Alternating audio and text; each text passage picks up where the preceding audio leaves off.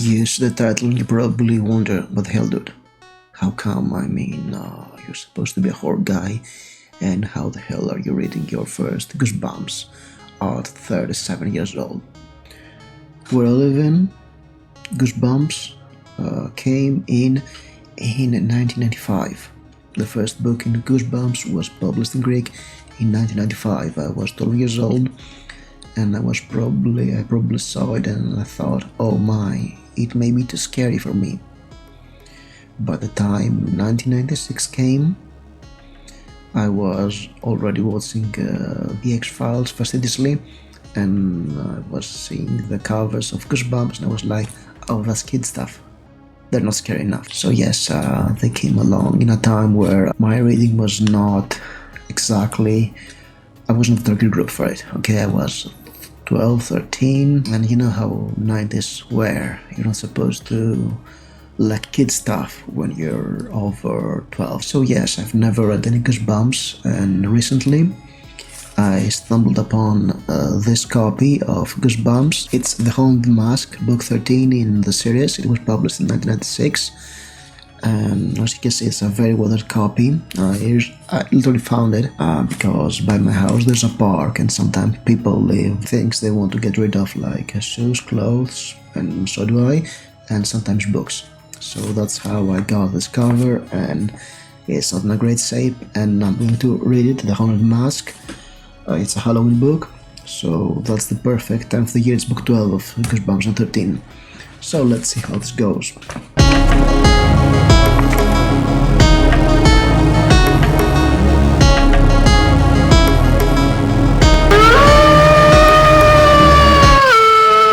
Alright, read this, and it was kind of interesting. Well, my 30-year-old me would probably think that it was not scary enough. My 12-year-old me, probably the same. 12-year-old would find it quite good. 13-year-old would probably be like, it's childish. So yes, I just happened to be born in a time that I was not able to appreciate Goosebumps. 37-year-old me says, okay, it was fine, I guess, but it was childless. It's a very slim book, it's 130 pages long, and yeah, what's the story? We have this girl, Carly Beth, and she's a big scaredy cat. There are two boys at school that constantly poke fun at her, they make pranks, they try to scare her. They're Chuck and Steve. Carly Beth is really sick and tired of it. So when Halloween comes, she goes to a new mask store, a store selling masks, and she goes to the back of the store, and there's an array of some very scary masks there. She gets one, she wears it, it's very scary, it makes her voice much thicker, monstrous, and so she wears this mask and goes trick-or-treating with her best friend Sabrina, and her objective is to scare Chuck and Steve. However, she gets drunk on the power of inflicting fear instead of being free herself, so she goes way overboard, and things are not quite they're supposed to be, because the book is called The Haunted Mask, okay? So you get the idea that this mask is not your run-of-the-mill mask you'll find in a Halloween store.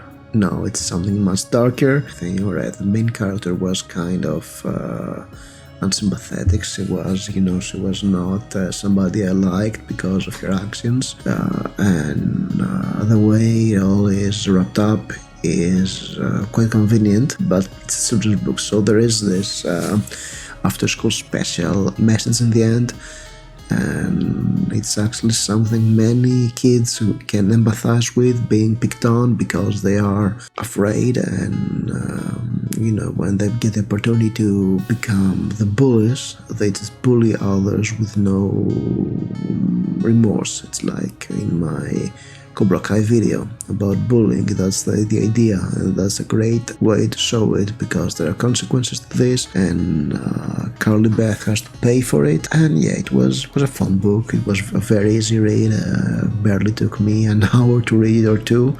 It was 130 pages long, really big font and very easy to read, small chapters. It was a breeze and was fun. Would I read another Goosebumps book? Probably not. It's too it's for kids really, and I'm not a kid anymore. And even as a kid, I was not that fond of kids' books. I mean, I was too old when Harry Potter came out for Harry Potter, so you get the idea that I'm that old. Being 37 is that old means that you were too old for Harry Potter when Harry Potter came out. In 1997, when I was 14, and Harry Potter and the Sorcerer's Stone and the Philosopher's Stone, sorry, was not for me. I was too old already, so you get the idea of it. But yeah, this book, this very tattered and worn by the weather book, was a nice treat for Halloween. I had fun reading it. I know what Goosebumps is. I mean, I have watched some episodes of the TV show for some reason. I thought, yes, it was childish. But I was watching X-Files at the same time, and American Gothic, and Poltergeist: The Legacy, so you get an idea of how far gone I was by then. Yeah, there were 90s horror shows, and they were quite good. Well, at least American Gothic and X-Files were good. I'm not sure about Poltergeist: The Legacy. I haven't tried to rewatch it yet, but I was really scared when it was on air, or Charmed. I was old enough to appreciate Charmed. So yes, that was my review for my first Goosebumps book, and it was not for me.